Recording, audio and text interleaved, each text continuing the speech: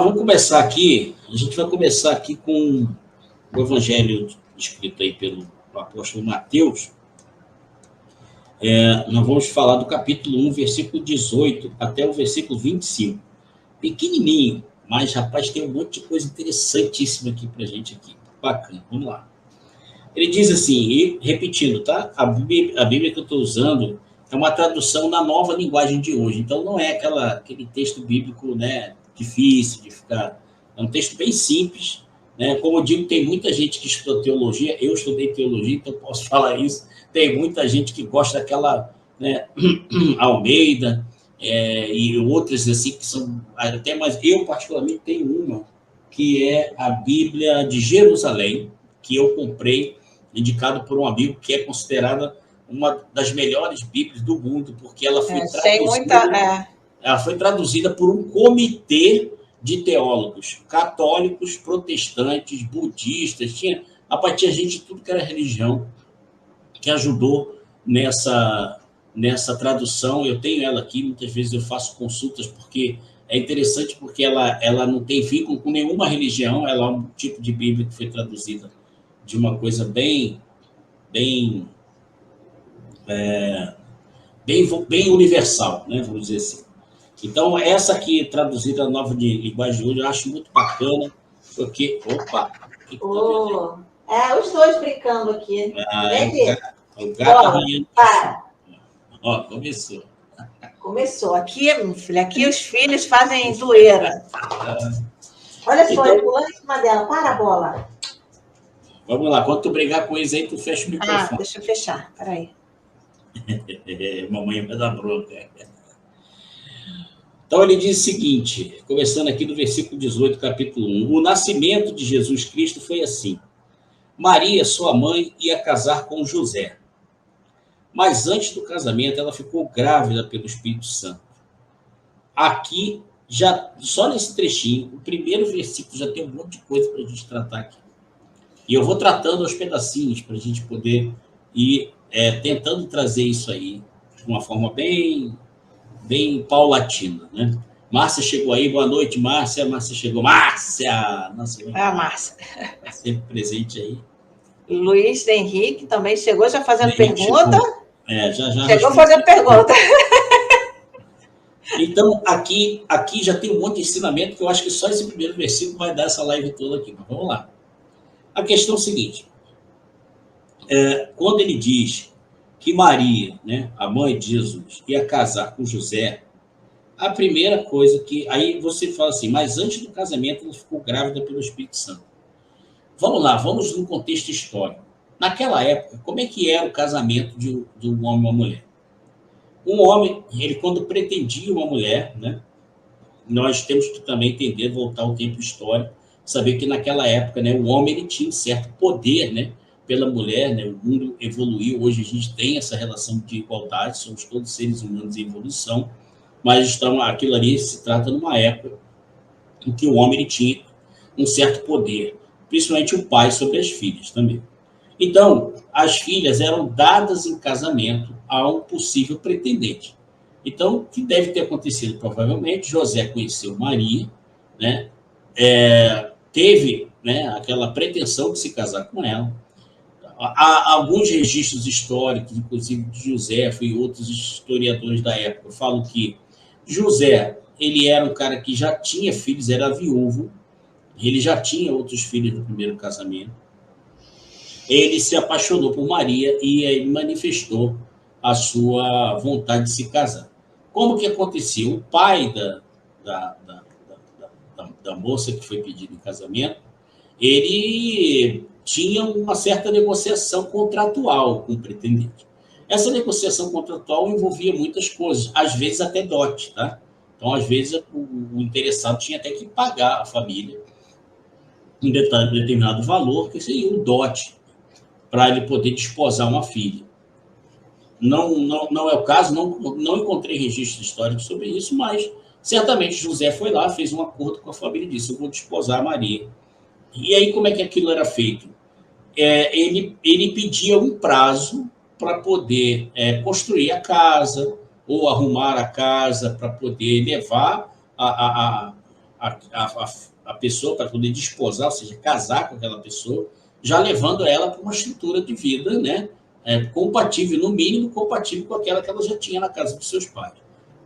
Bom, era assim que funcionava, tá? E ali já se marcava a data do casamento. Então, era o que hoje, né, que hoje nem se usa mais isso, é verdade, mas algum tempo atrás era o chamado noivado, né? Não sei se usa mais isso, talvez em algumas culturas, aqui no Brasil eu não vejo quase mais. Mas é aquela coisa da aliancinha na mão direita, né? Então, ficou noivo, faz uma festinha, tá noivo, comprometido, ou seja, assumiu um compromisso diante da família de desposar Maria. Mas só que naquela época não era uma coisa igual um noivado, como a gente via aqui. Era uma coisa que era muito mais séria, era um contrato. Aquilo era comentado em toda a comunidade. Normalmente nas sinagogas, né, os judeus eles falavam com os dirigentes das sinagogas, eles falavam durante a vida, olha, Maria foi desposada por José, a data do casamento será tal. Então, aquilo era divulgado como se fosse ali a web da época, né? Todo mundo ficava sabendo na comunidade. Então, todo mundo sabendo que José desposou Maria, estava tudo preparado para o casamento. Bom, aí, de repente, né, a gente vê aqui, ó, mas antes do casamento, ela ficou grávida pelo Espírito Santo. Olha que coisa. A gente vai aprofundar agora. José, com quem Maria ia casar, era um homem que sempre fazia o que era direito. Ele não queria difamar Maria e por isso resolveu desmanchar o contrato de casamento sem ninguém saber. Olha a postura. A gente tem que se colocar aqui. A ideia é a gente trazer o evangelho para a gente praticar isso no nosso dia a dia. Imagina a situação de José. Quando aqui ele diz que ele era um cara que fazia tudo direito, ele está querendo dizer que ele era um cara correto, era um homem reto, uma pessoa que cumpria com as suas obrigações, né? Quando você vai se aprofundar no histórico lá, muita gente fala de Jesus como filho do carpinteiro e tal, usa o termo carpinteiro para falar de um camarada que construía casas. José era um construtor.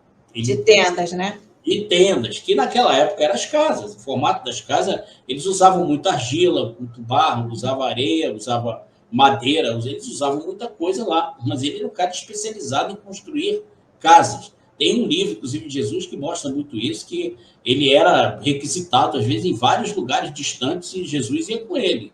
Muitas vezes, Jesus, né, acompanhava o pai aprendendo aquele ofício ali. Que as pessoas hoje chamam de carpintaria, não tenho nada contra a carpintaria, só quero dizer o seguinte, carpintaria, hoje quando a gente fala em carpintaria, o cara trabalha com madeira.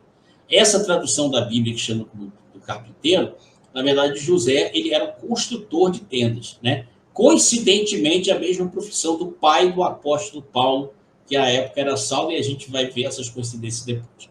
Mas, José ficou na situação, né? Maria falou para ele, olha, eu estou grávida do Espírito Santo.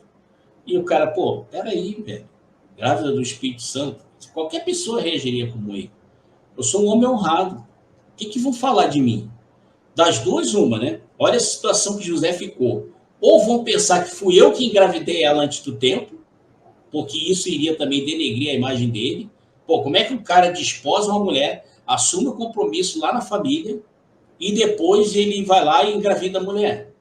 Pô, ele não sabe que ele não poderia ter relações sexuais com ela antes dele realmente desposá-la, antes do casamento?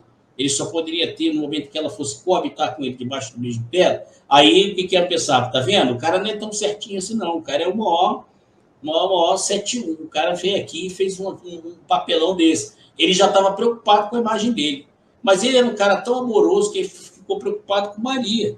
Ele fala assim, ele não queria difamar Maria e por isso resolveu desmanchar o contrato de casamento sem ninguém saber.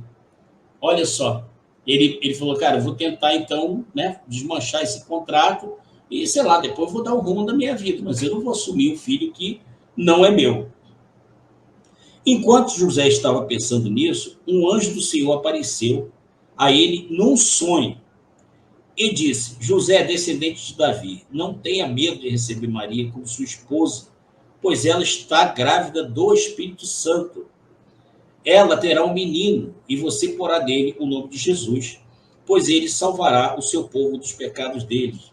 Quem não sabe, Jesus, o nome Jesus, ele é descendente do aramaico e ele significa o Salvador, tá? Por isso que ele disse, o nome será Jesus, pois ele salvará o seu povo dos pecados. Tudo isso aconteceu para se cumprir o que o Senhor tinha dito por meio do profeta, ou seja, Isaías, muitos anos antes da vinda de Jesus, tinha profetizado isso. Ele disse: a virgem ficará grávida e terá um filho que receberá o nome de Emmanuel. Olha como o profeta disse: a virgem ficará grávida, ou seja, como uma virgem pode ficar grávida? Se ela é virgem, não tem como ficar grávida, né? Mas o profeta já tinha visto isso lá atrás. Agora, vamos trazer isso aqui para um conceito mais atual, em termos de energia, em termos de... vamos falar de projeção astral aqui, tem um monte de coisa para a gente falar aqui. Mas a primeira coisa a falar é o seguinte: lá no começo ele diz, ficou grávida pelo Espírito Santo.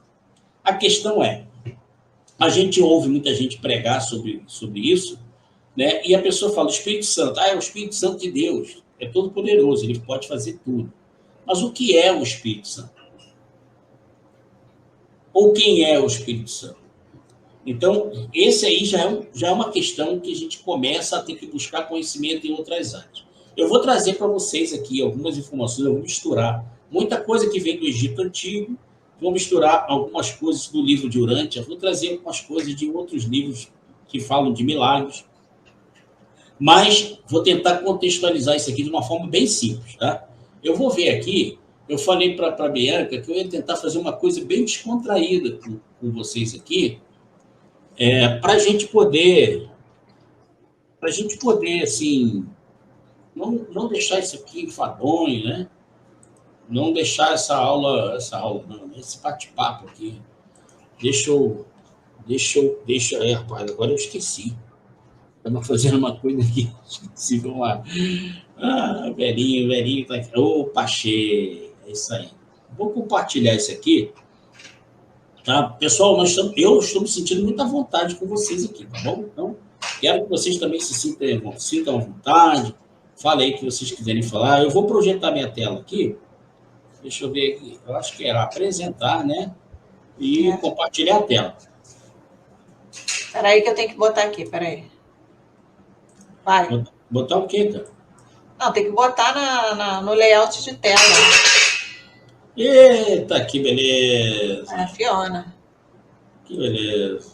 Fiona com o pratinho dela aqui. E aí, estão vendo aí? Todo mundo vendo aí? Boa, eu não estou vendo nada. Tô vendo, tá whiteboard. O que é isso? É isso mesmo. Então tá. Então, é só para rabiscar aqui, para o pessoal entender o que eu estou querendo falar. Bom, a questão aqui é a seguinte, pessoal. A gente não sabe quem é Deus, né? Então, vamos fazer aqui uma figura qualquer, tá? A gente tem aqui uma figura qualquer, que seja ela, tá? A gente pode até melhorar um pouquinho isso aqui. É porque eu estou com mouse, tá? Eu não tenho aqui uma caneta para... Ih, rapaz, olha, o negócio é tão bom que ele mesmo transformou num círculo perfeito. Olha, eu uso isso aqui e eu não sabia que tinha essa função. Então, vamos lá. Nós temos aqui, vamos imaginar esse círculo aqui como a fonte criadora de todas as coisas. Aquilo que a gente, né, chama de Deus e outros chamam de do que for. Esse ser aqui, ele é infinito, ele é indefinido, você não tem como definir Deus. Aí já vou responder uma pergunta do nosso amigo que perguntou aí, aproveita o gancho e pergunta, para que serve, eu acho, né, teologia? Para que serve a teologia? Teologia, né, logia, estudo, teo significa Deus, então teologia significa o estudo de Deus. Na verdade, o que o homem chama de estudo de Deus é um estudo mais aprofundado dos registros bíblicos. Porém, a teologia ela vai muito além disso. No Brasil, quando se fala em teologia, só se fala daquilo que está na Bíblia, porque muitas vertentes consideram que só o que está ali que é o espelho da verdade, é a única fonte de informação sobre Deus. Mas a teologia, num plano mais amplo, ela permite que você estude toda e qualquer fonte de informação que fale do Criador. Seja ela da Bíblia, seja ela do Alcorão, seja ela de qualquer outra fonte de informação dos textos budistas antigos, textos do Antigo Egito, não interessa. A fonte, tudo que fala de Deus pode fazer parte do estudo da teologia, tá? O homem ele tem essa pretensão, né? Teologia, estudo de Deus, quer dizer, como você estudar uma fonte que você não tem nem como dimensionar o que é, né? Você hoje olha, os caras acabaram de colocar um outro telescópio aí, que é o, como é que é? É o James, né? James, se eu não me recordo aqui o nome do novo telescópio, que tem uma capacidade infinita maior que o Hubble. O cara já está enxergando um monte de coisa aí eu vejo uma matéria como essa, assim. Nossa, né? O homem, o novo telescópio mostra ao homem que o universo é muito maior do que aquilo que eles pensavam ser. Bom, quer dizer, o homem ele acha que com esses brinquedinhos que ele coloca no espaço, que é interessante, traz muita informação para a gente, mas que através disso ele vai. Teve um outro que disse que esse telescópio iria conseguir enxergar a borda do universo, para tu ver o que esses caras falam. Então, a gente pode pensar o seguinte, vamos pensar nesse ser incriado que a gente não tem ideia do que seja. Quando esse ser resolveu se manifestar através da sua criação, a primeira coisa que ele fez foi criar um outro ser. Ele tirou da sua própria energia, né? Ele tirou da sua própria energia um outro ser. Você está rindo aí, irmão? Estou rindo da sua bolinha. Então, vamos falar que esse daqui, tá? Esse aqui é o que nós chamamos de Deus. Tá? O importante aqui é o conhecimento, né? Uhum. Vamos lá. Vamos falar que esse aqui é Deus, ou como quiser, o Pai. Ou como chamam os próprios orientais, né? Chamam de mãe. Então, para quem não sabe, os orientais, eles não chamam de Deus nem de Pai. Algumas vertentes orientais hinduístas, por exemplo, chamam de mãe. Então, não interessa. Esse aqui é o ser criador de todas as coisas. E aí ele criou essa energia aqui. Com o momento que ele criou essa energia, ele criou com o intuito de materializar, de se materializar, de sair daquela condição de infinito, imaterial, e transformar isso em algo físico. Então, essa energia que ele criou, muitos chamam de filho. Por isso chama-se de filho unigênito, ou do filho ungido, que no grego, ungido significa Christos, que nós chamamos de Cristo. Então, quando a gente começa a pensar nisso aqui, a gente entende que o Criador criou uma outra energia, tirando de si mesmo. É como se fosse uma célula se desdobrando. Ele foi lá e criou uma energia. Esse foi o seu primeiro filho, ou filho unigênito, ou o filho ungido, que nós conhecemos como Cristo, assim como em outras filosofias tem outro nome. Ok. No momento em que ele criou essa energia ela estava pronta para criar coisas materiais, para transformar o que é imaterial em matéria. Ou seja, transformar o verbo. O que é o verbo? O verbo é igual ao pensamento do Criador. O Criador pensou em criar alguma coisa, é o verbo. E aí ele criou essa energia, que é o verbo, que também é chamado, né? O verbo é o pensamento, para poder transformar o pensamento dele em matéria. Por isso nós encontramos na Bíblia João dizendo, e o verbo se fez carne.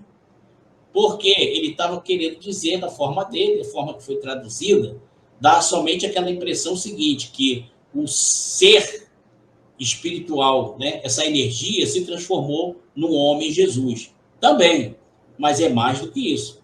Essa energia ela tinha a finalidade de criar as coisas, de transformar o imaterial no material. Porém, o pai percebeu o seguinte, olha, eu não quero só uma coisa que seja palpável, eu também quero coisa que tenha vida. Então, o que eles fizeram? Esses dois aqui, tá, se uniram em energia para poder criar uma terceira energia. Essa terceira energia seria responsável por dar o sopro da vida, que a gente ouve isso aí ser falado em muitos livros sacros, o sopro. O sopro, ficou a carinha ali. Bonitinho, né? Uhum. Vamos lá. Então, aqui nós temos o sopro da vida. Quem é que dá o sopro da vida? tá? Tudo vem do Criador, tá? Tudo vem dele. Esse daqui é o Espírito. Por que o Espírito? Nós não somos um corpo de carne, pessoal. O que faz a gente se mexer, pensar, falar? Somos nós, em essência, somos espírito. Nós não somos matéria. Nós usamos a matéria para poder nos expressar.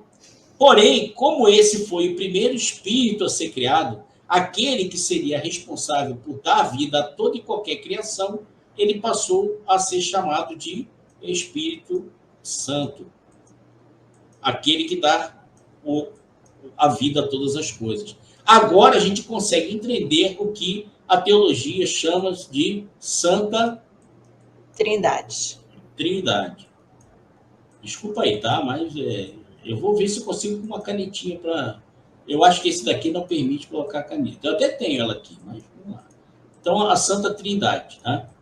A Santa Trindade é isso aqui. Então, agora a gente começa a entender o que as pessoas chamam de quê? Pai, Filho e Espírito Santo. Isso é visto aqui em várias outras, não é só na Igreja Católica, na protestante que nós conhecemos, não. Tem muitas outras aí,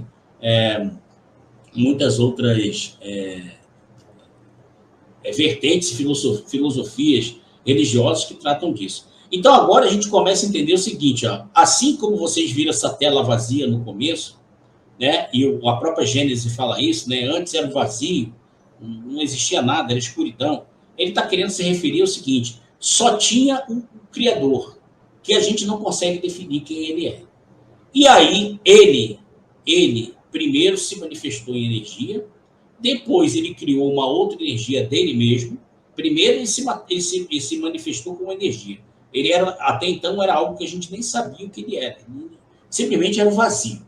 E uma hora ele falou assim, bom, vou me manifestar com energia. Fez isso. Depois ele criou, foi o seu primeiro filho, sua primeira criação, que nós chamamos de Cristo. E depois os dois juntos resolveram criar essa terceira energia, que nós chamamos de Espírito Santo. A partir daí temos a Santa Trindade, que é a fonte de criação de todas as coisas. Tranquilo? Deu para entender mais ou menos? Então, agora que a gente está aqui, deixa eu parar a tela. Voltamos aqui. Agora a gente começa a ter pelo menos uma ideia do que é o Espírito Santo.